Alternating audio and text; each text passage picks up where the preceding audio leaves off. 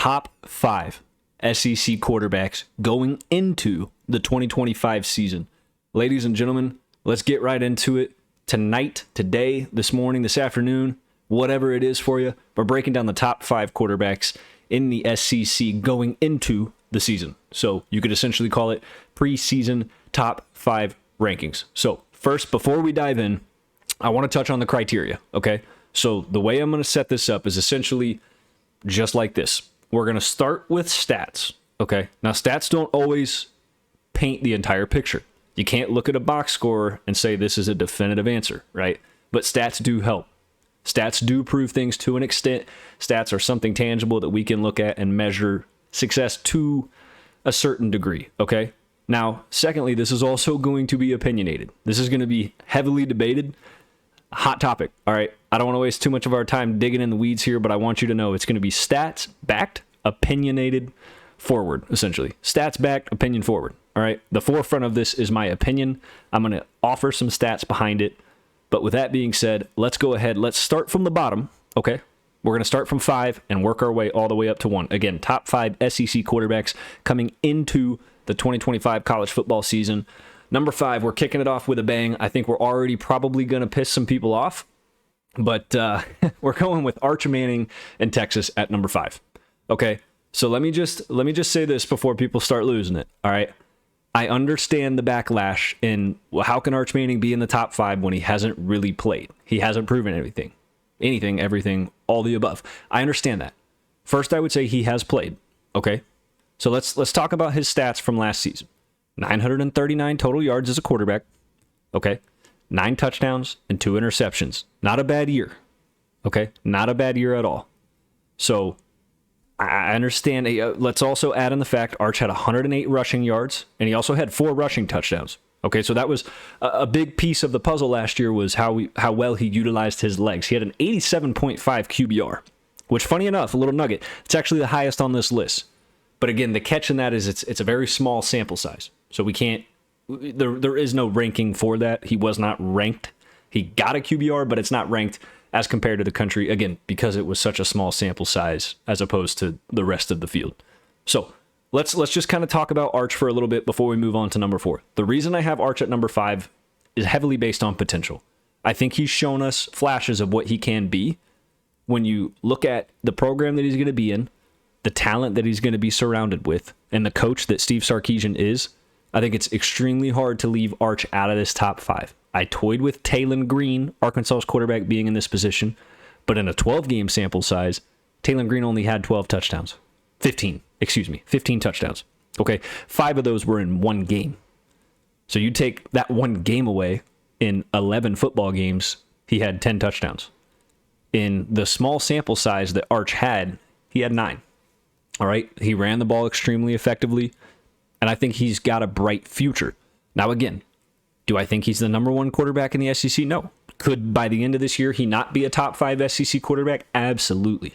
But I think all of the intangibles are there for Arch Manning. He is my 5th best quarterback in the SEC going into the season. Alrighty, next up, let's move to number 4. This is going to be John Mateer and the Oklahoma Sooners. John Mateer was a stud last year at Washington State. So, last year he's at Washington State. He transfers this year. I can guarantee you a lot of schools called John Mateer. A lot of schools wanted him. Oklahoma lands him. This is a big get for this team, for this program. I mean, it's exciting, okay? I almost would compare slightly, as a big former Johnny Manziel fan myself, I would almost say there's little flashes of Johnny Manziel. I don't think he will ever be replicated, but John Mateer gives me that kind of moxie, that kind of swagger in his game, okay? 3,139 yards passing, 29 touchdowns, and only 7 interceptions last year. Again, full sample size at Washington State. But here's the biggest catch. 15 rushing touchdowns for John Mateer, 826 yards on the ground. Think about how effective that will be in an Oklahoma offense this season, as opposed to what Oklahoma was last season, where they couldn't even run the football at all. All right? He has all the tools. He has a great arm. He's got great pocket presence. He's got great pocket awareness. He's quick. He's shifty. He has great vision, both passing and running the football. He's got all the tools. Okay, I think he's going to have a very good season at Oklahoma. I think the biggest question mark around John Mateer is what does the team around him look like this year? Okay, but 70.9 QBR. Okay, so he was 34th in the country. So, nothing insanely wild to write home about. But, I mean, again, 826 yards rushing. I mean, he nearly ran for 1,000 yards, almost. Like, that is impressive. 15 rushing touchdowns. That's better than half the country's running backs last year, friends, as well as how well he threw the ball for over 3,000 yards as well. So that is going to be my number 4 quarterback in the SEC. Now we're getting into the top 3. Number 3, DJ Lagway, University of Florida. All right, again, I can hear it. I think this one's going to be debatable. I know some people are going to start chirping already. If you disagree, that is completely fine. Okay. DJ Lagway, again, small sample size on this one. All right. If you're looking at the 5 games that DJ Lagway started last year, okay, started. One of them he did not even finish. The Georgia game he started, he didn't even finish that game. He threw for 1,915 yards, 12 touchdowns, and 9 interceptions. Okay. Now, I understand this stat line does not pop out. If anything, it pops out. How is this guy a top 5 quarterback? It's a great question, friends. Okay. It's a completely valid question. But again, DJ Lagway is a guy where if he had a 12-game sample size, I think this looks entirely different. Funny enough, this year, he's going to have that. He's got weapons in Dallas Wilson. He's got Eugene Wilson, also known as Trey Wilson, coming back this year. He's got a lot of guys around him. Jaden Ball out of the backfield. He's got one of the best offensive lines led by Jake Slaughter in the SEC in front of him. Okay? They run a very pro-style offense, so the box will be full when Florida plays. Teams have to commit to the run because of the offense that Florida plays. So that will open up passing lanes for DJ Lagway. I think the scariest part of this one, and having him at number 3, and the reason he's not higher, if some of you feel he should be higher, is because Florida's got the number 1 strength of schedule. Now, Oklahoma and John Mateer does too. All right, they're neck and neck, 1 and 2, interchangeable in my eyes. That's a little bit scary when you think about the toughness of the SEC, and then you factor in also having to play Miami and out of conference early in the season for Lagway and the Gators. That gets a little bit dicey, right? He hasn't fully proven everything. Now, something we can look forward to this year, though, is what does he do with his legs? Because last year, DJ Lagway did not run the football in really a lot. He really didn't utilize his legs as much as people wanted to see. Of course, he had the injury. Oftentimes, he would slide. It was never really a part of the offensive design. Again, with that pro-style offense, Billy Napier never really wanted to utilize DJ Lagway's legs. So I hope and I look forward to seeing that. I think we're going to see a great year out of him. Again, all the tools are there. He's a freak of nature athlete. He's got a cannon for an arm. And I think this is the year where the stats will start to back how good DJ Lagway is. And people are going to see the hype around why he's in top 3s, top 5s. Okay. Last thing I'll put, 57.9 QBR. Again, not a full sample size. Not great. It was 69th in the country. But when you don't play a full 12 games, right? And 5 starts, you didn't finish one of them. It's extremely hard to get a valid grasp on that. So, again, a lot of this one is very opinionated, not as much statistically backed, I would say, as we talked about earlier. This one's very opinion forward, a little bit less stats backed. All right.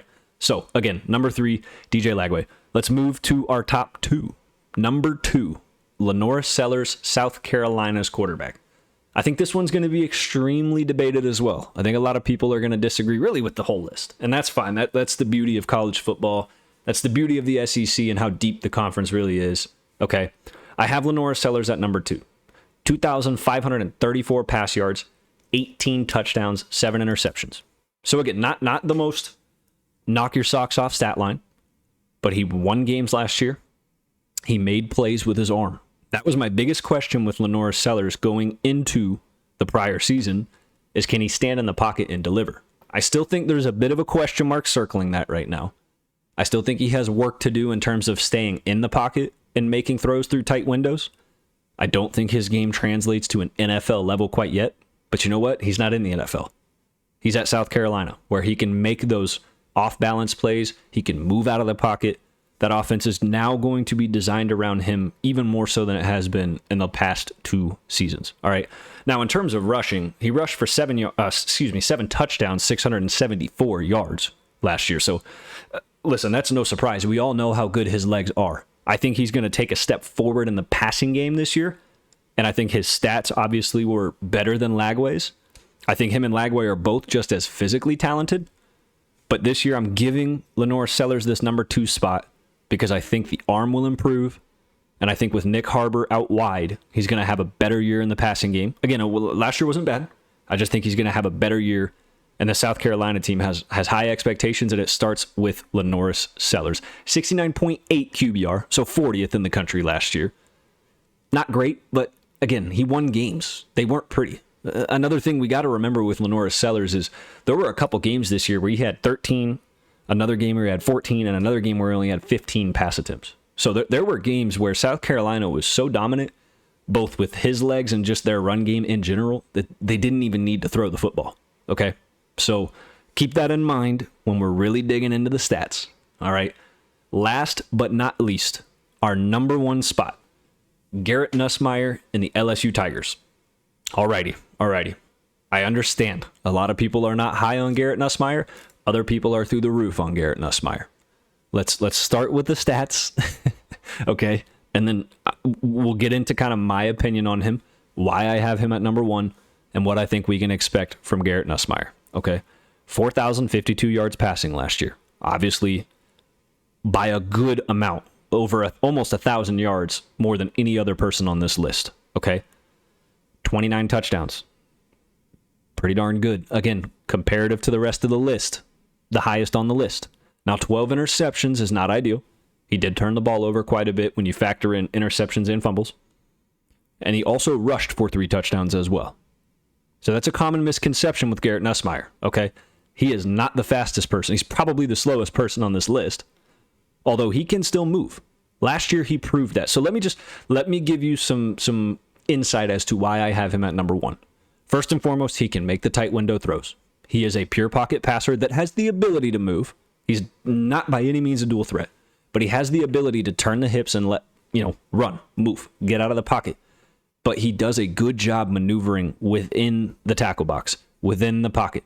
He throws a good deep ball. He has great vision across the middle of the field. He sees zone coverage as well. He sees tight windows.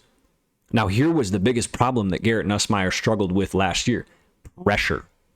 That offensive line, when you watch some of the games, do me a favor. Go back and watch the highlights against Florida. He was sacked 7 times against the Gators. 7.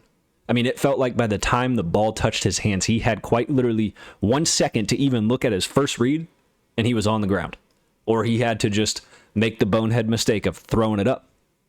And when you start trailing, and you're just taking sack after sack, eventually, what do quarterbacks do? They finally just say, screw it, I'm just going to huck this thing down there and hope someone catches it. That's where interceptions happen. That's where mistakes happen. Now, here's my fear with Garrett Nusmeer this year, okay, to play devil's advocate to this number 1 spot, for those of you that may disagree. LSU struggled on the offensive line last year, like we just talked about. He really didn't have time. 7 sacks in 1 game. There were other games, multiple sack games scattered throughout last season. They lost 4 offensive linemen, okay, 4 offensive linemen. They're bringing in a lot of transfers. They got 2 transfers coming in. They got 2 young guys that are probably going to be plug and plays. Those transfers will also probably be plug and plays. So they're really trying to make shift an offensive line. That scares me. Garrett Nusmeer has not performed well with pressure in his face. He maneuvers it, but he's never had time to even get to his second read. So the reason I'm giving him the number 1 spot, I'm scared of it because of the pressure. But I also think if LSU can somehow, some way, put together even just a half competent offensive line that can give him at least 3 to 5 seconds, enough time to get past his first read, how much better can Garrett Nusmeer really be this year? I think he's poised for a great year. The talent around him is the best it's ever been. The offensive line, hopefully, will find its identity and find a rhythm. If he gets time to go to his second and third reads and be able to stay in the pocket and deliver, I think he could have a 30-plus touchdown, 4,000-plus yard season. And I think LSU can be extremely good this year. So with that being said, friends, if you made it this far, I appreciate you watching. Give me your top 5. Tell me what you like, what you don't like. If you agree, you disagree. Anything and everything is much appreciated. I love you guys. Subscribe if you are not subscribed. Excuse me. Can't speak. I'm getting nervous because I want you guys to subscribe, right? No, I'm just kidding. But like the video, comment, subscribe, all that good stuff. I will see you guys in the next go around. Thank you very much.